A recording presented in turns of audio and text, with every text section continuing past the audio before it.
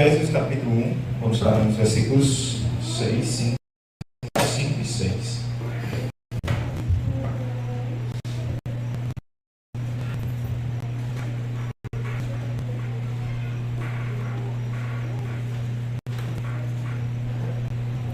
Efésios 1, versículos 4, 5 e 6.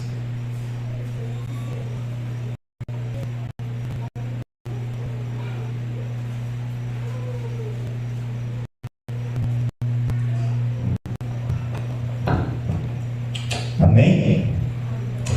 Diz assim o texto: porque Deus nos escolheu nele antes da criação do mundo, para sermos santos e irrepreensíveis em sua presença. Em amor, nos predestinou para sermos adotados como filhos, por meio de Jesus Cristo, conforme o bom propósito de sua vontade, para o louvor de sua glória e graça, a qual nos deu gratuitamente no nosso amado. Amém? Oremos. Pai, obrigado por estarmos aqui nesta noite. Pedimos que o Senhor possa abrir nossa mente, nosso coração, para a mensagem que o Senhor tenha nos trazido nessa noite através desses 3 textos que foram lidos. Te agradecemos por tudo. Em nome de Jesus. Amém. Bem, irmãos, eu disse que na igreja eu vou trazer uma pequena exposição do livro de Efésios. Domingo li os 3 primeiros versículos. Hoje gostaria de ler o 4, 5 e o 6. E também tem hoje 3 pontos para a gente meditar nesse texto para a nossa vida. Amém? Primeiro, Deus nos escolheu. Esse texto, muitas vezes, ele é muito debatido nos seminários, como o Cleiton falou. No seminário a gente estuda muita coisa. E um dos estudos que a gente faz é esse versículo 4 e muitos outros que têm relação com ele. Sabe por quê? Ele fala sobre 2 coisas. Ele fala sobre predestinação e ele fala sobre eleição. 2 coisas muito importantes para a nossa vida como cristão. Primeira coisa que a gente tem que entender é que a eleição ela é bíblica e a predestinação de Deus também é bíblica. Se você diz que essas coisas não são bíblicas, é porque você não entendeu o contexto e o que o Evangelho está ensinando. A questão é como é que a gente vê a eleição e como a gente vê a predestinação de Deus. Aí já vai mudar o conceito que cada um pensa. Por exemplo, nesse conceito de eleição e predestinação, o que eu vou dizer aqui, provavelmente Cleiton, Daniel e Saulo não vão concordar. Por quê? A visão deles sobre esse tema é diferente da que o missionário tem. E eu vou explicar por quê. Predestinação. Deus nos escolheu. Primeiro a gente tem que entender o seguinte, irmãos. Deus nos escolheu antes mesmo que a gente venha a ser. Deus nos escolheu antes mesmo de criar o universo, de criar o mundo. Antes que os anjos pudessem bater as suas asas no cosmos criado por Deus, Deus já tinha nos escolhido. Antes do tempo vir a existir, Deus já tinha nos escolhido. Antes de todas as coisas virem a existir, nós já existíamos na mente e no propósito de Deus para a criação de todas as coisas. Irmãos, cada um de nós fomos criados por Deus e fomos criados por imagem e semelhança. E cada um daqueles que será salvo por Cristo, ele já o conhecia desde o princípio de todas as coisas. Irmãos, tem muitos e muitos textos que nos mostram isso. E é bonito você imaginar que Deus lhe escolheu. Lhe escolheu, por exemplo, para levar a mensagem, lhe escolheu para ser exemplo, lhe escolheu para trazer vida à vida das pessoas, lhe escolheu para fazer parte da igreja de Cristo Jesus. Foi o que Deus fez nas nossas vidas. É o que Deus faz. Agora só tem uma diferença muito grande aqui na questão dos pensamentos. Por exemplo, muitos irmãos vão acreditar que a eleição de Deus aqui foi a questão de predestinação por decreto de Deus. Existem muitos irmãos que acreditam que, por exemplo, cada um de nós fomos decretados por Deus para estar aqui nesse culto, para ter a salvação ou para ter a vida eterna. Por causa do decreto que Deus fez há muito tempo atrás. Deus decretou, por exemplo, que Vitória seria salvo, ou decretou que Saulo também seria salvo, estaria aqui hoje na igreja. Essa é a eleição falou, porque Deus mandou. Nesse sentido. E tem a outra, que é a questão de Deus, por sua presciência de saber todas as coisas, sabia que aquela pessoa seria salva, sabia que aquela pessoa seria eleita, e saberia que aquela pessoa por si própria também estaria hoje aqui para juntos adorarmos e glorificarmos a Deus. Eu acredito na eleição por presciência de Deus. Eu acredito na eleição por Deus, por sua sabedoria e conhecer todas as coisas. Saberia aquele que foi salvo por causa da sua visão de todos os futuros possíveis. Aqui na escola bíblica a gente estudou e eu disse que Deus saberia como seria o futuro se Adão e Eva não tivessem comido o fruto. Também se Caim não tivesse matado Abel. Se Judas não tivesse traído a Cristo. Ele saberia todos os futuros possíveis e todas as visões do mundo por causa do seu pré-conhecimento de todas as coisas. Então eu acredito na salvação não por causa de decreto de Deus, mas eu acredito porque Deus conhecia cada um daqueles que vão ser salvos em Jesus. Mas Denis, isso não seria decreto. As pessoas poderiam perder a salvação, não? Muitas vezes as pessoas acreditam que o arminiano tem a visão, como eu acabei de dizer, acredita que todo arminiano acredita que a pessoa pode perder a salvação. Irmãos, se eu acreditando na presciência de Deus e sei que Deus sabe todas as coisas, e eu dizer que uma pessoa pode perder a salvação, eu estou dizendo que Deus não consegue ver o futuro presente. É como se Deus tivesse visto que alguém ia se converter e essa pessoa não se converteu. A predestinação por presciência de Deus, ela não diz que uma pessoa pode perder a salvação em si, porque senão assim você nega o poder de Deus de ver o futuro.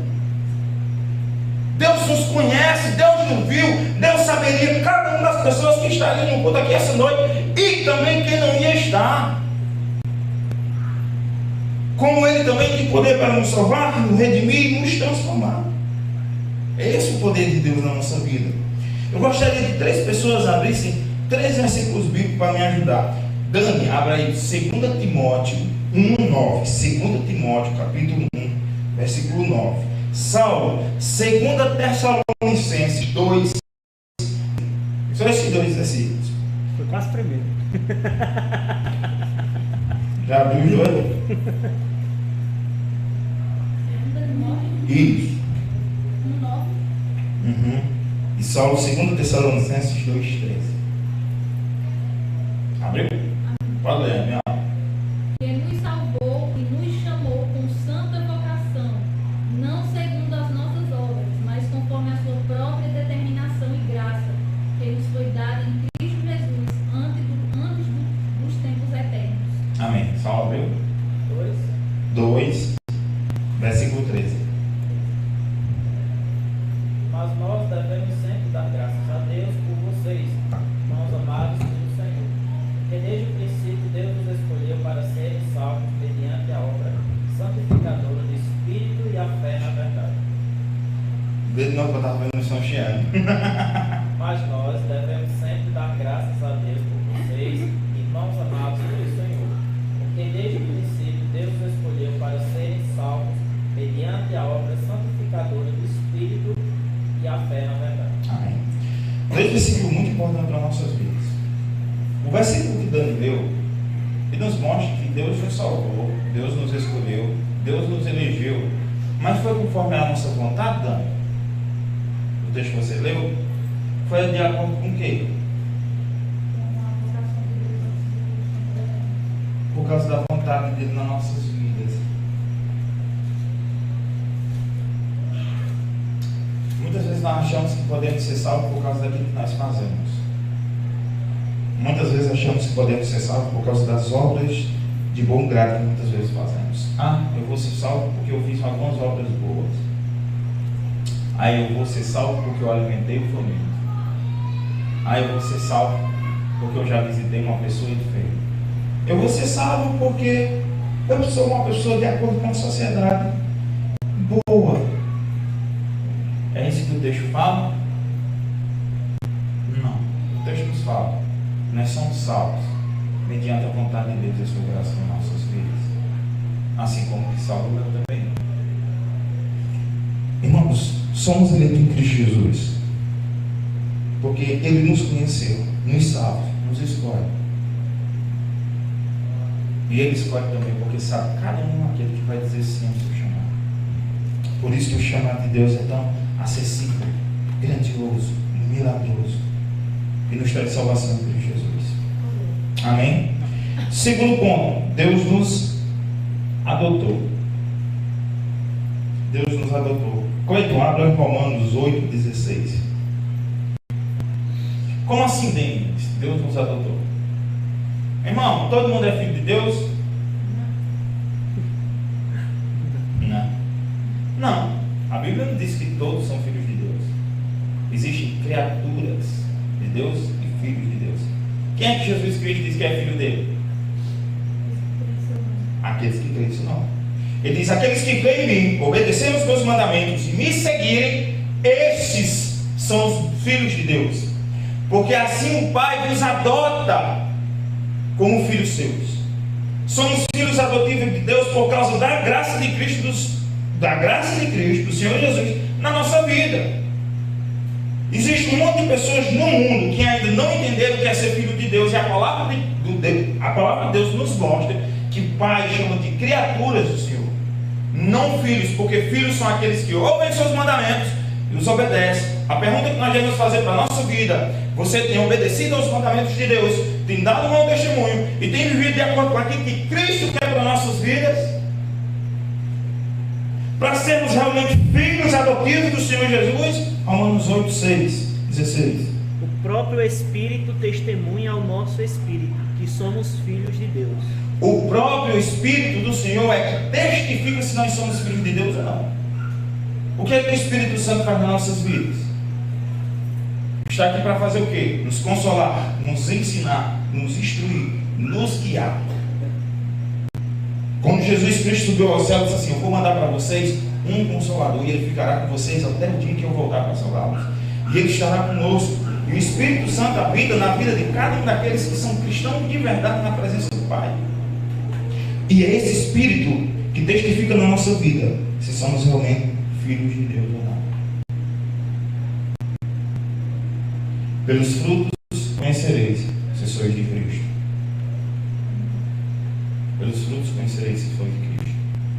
O texto nos mostra que quem diz para as pessoas se a gente é cristão de verdade ou não, filho de Deus ou não, é o Espírito Santo que habita nas nossas vidas. Irmãos, quando Jesus falou isso aqui num contexto dos romanos, um pai, ele tinha o poder sobre o seu filho em 3 sentidos. O pai poderia vender seu filho. Naquele tempo não tem proibição. Se Cleide fosse meu filho e eu quisesse vender ele, eu venderia sem ter nenhum problema. Acredite, era a cultura da... Poderia vender Cleiton. Eu poderia escravizar Cleiton, poderia fazer que ele fosse apenas meu escravo, mesmo sendo meu filho. E eu poderia matar Cleiton, porque Cleiton, de acordo com a sociedade romana, era meu objeto.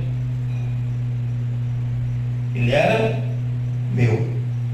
Mas o interessante também sobre o romano era que quando um romano adotava um filho para outra família, a partir daquele momento ele se tornava realmente filho daquele pai que o adotava. Se eu adotasse ele por ser um órfão de outra família, naquele momento Cleiton se tornaria filho a tal ponto que, se Saulo já fosse meu filho, Cleiton teria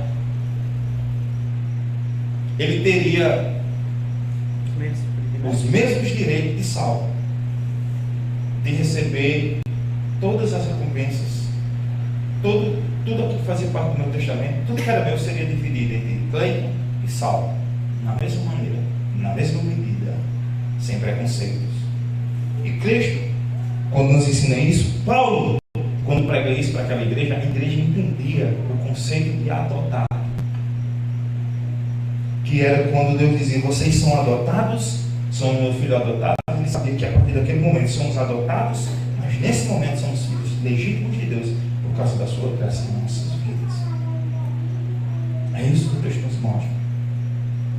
Sermos filhos de Deus, andarmos como Ele, sermos da sua descendência, e assim vivemos para Ele. É o que o Pai nos ensina. É o que o texto nos ensina. E é o que Paulo passa para aquela igreja naquele tempo. Sabe o que é interessante? Existe uma série chamada The Chosen, Os Escolhidos. E ela vai passando um pouquinho de uma trama, lógico, aquela trama é um pouco inventada pelo roteiro para ficar legal. E é bem interessante algumas coisas. Por exemplo, Mateus tem problema de toque, né? Pedro ser brigão, apesar que o texto não diz que Pedro é brigão, mas nunca disse que Pedro sabia brigar.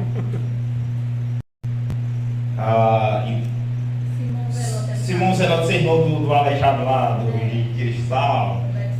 E muitas outras coisas ali são contextos e histórias para deixar a trama legal, interessante. Atrapalha o contexto bíblico? Não atrapalha não. Por enquanto não está atrapalhando não, está sendo bem legal. Mas sabe o interessante naquela série? É que todos eles eram homens pecadores. Por exemplo, Jesus chama Simão Zelote e Mateus. Mateus era o quê? Publicano. Simão Zelote era um zelote. Zelote odiava o publicano. Se um zelote encontrasse um publicano numa esquina e ele tivesse com espada, ele matava na hora. Porque ele considerava o traidor do seu próprio povo. E Deus chama Mateus e chama o zelote para sentar um do lado do outro, olhar um para o outro e chamar um ao outro de irmão. Cristo chama. Eles eram pecadores, tinham suas falhas, tinham seus problemas. O que é que Jesus faz com eles?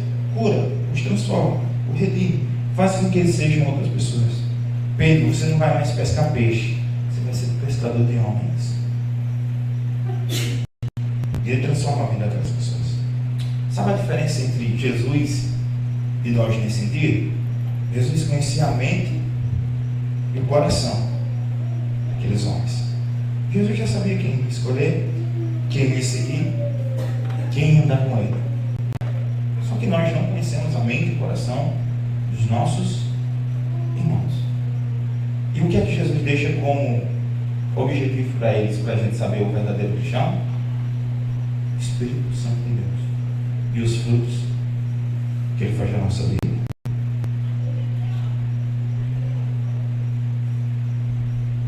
Cristão, de verdade, não é apenas trocar de roupa, botar uma Bíblia debaixo do braço e vir para o corpo. O cristão, ele muda em todos os seus objetivos da vida. Um cristão, ele muda de tal forma que leva com que as pessoas que estão ao seu redor o encontrem e queiram seguir ao mesmo Cristo que você está seguindo por causa da sua mudança e transformação. Um cristão, quando ele se converte, ele se afasta dos momentos e daquilo que estava fazendo com que ele pecasse e servisse a Satanás. E seguir agora os princípios de Cristo para se parecer com Cristo. Se eu bebia, agora eu não bebo mais. Se eu era viciado, agora eu não sou mais. É mudança em todos os sentidos, de tal forma com que faz que as pessoas nem cheguem a olhar para nós e cogitar, perguntar se a gente pode fazer aquilo ou não. Em todos os sentidos. Porque quando a gente peca, a gente não está transgredindo a igreja, a gente está transgredindo o nome de Cristo Jesus diante das pessoas. E testemunho não é para agradar o pastor, é para agradar a Cristo, a Deus, e não aos homens. Muitas vezes se importando com que as pessoas falam de nós, principalmente por pregar a palavra de Deus. E o que é que essas pessoas têm a se importar se elas não querem seguir ao que Cristo tem nos ensinado? O que importa a opinião, o sarcasmo, a zombaria ou as besteiras que essas pessoas dizem, principalmente quando não têm vivido uma vida de santidade na presença de Deus. Porque somos filhos adotados de Deus e assim temos que andar de acordo com aquilo que Ele quer para as nossas vidas. Primeiro, Ele nos escolheu. Segundo, nos adotou. Terceiro, Deus nos aceitou. Deus nos aceitou. Pense no pior pecado que você fez. Deus aceitou você. Pense a pior transgressão que você fez. Deus aceitou você. Pastor Hernandes Dias Lopes, esses dias, estava num podcast chamado Inteligência. limitado. Foi 5 dias. E uma pergunta que foi feita a ele foi o seguinte: a igreja aceita tudo? A igreja aceita tudo? Ele disse o seguinte, com sabedoria: a igreja aceita todos. Tudo não. A igreja aceita qualquer pessoa. O que ela faz, não. Denis, estou cometendo pecado, posso ir para a igreja? Deve. Mas quando chegar lá, muda. A igreja aceita todo tipo de pecado. A igreja aceita todo tipo de pecador. Pecado não.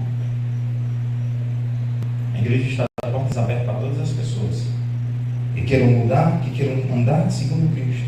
Ah, Denis, eu não aceito tudo que a palavra de Deus, a Bíblia diz. Aí o problema é com você, Deus.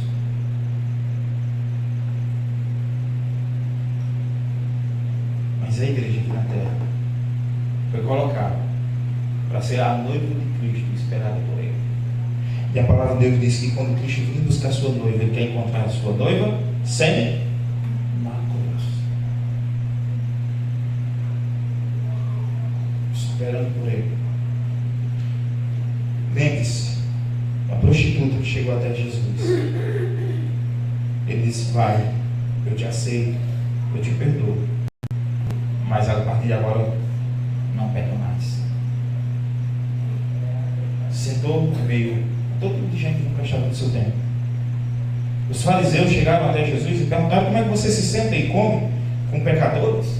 E Cristo disse: que vim para os doentes, não para os que se acham que estão sãos e nem curados. Mas Cristo não veio para os doentes para deixar os doentes ainda ficarem doentes.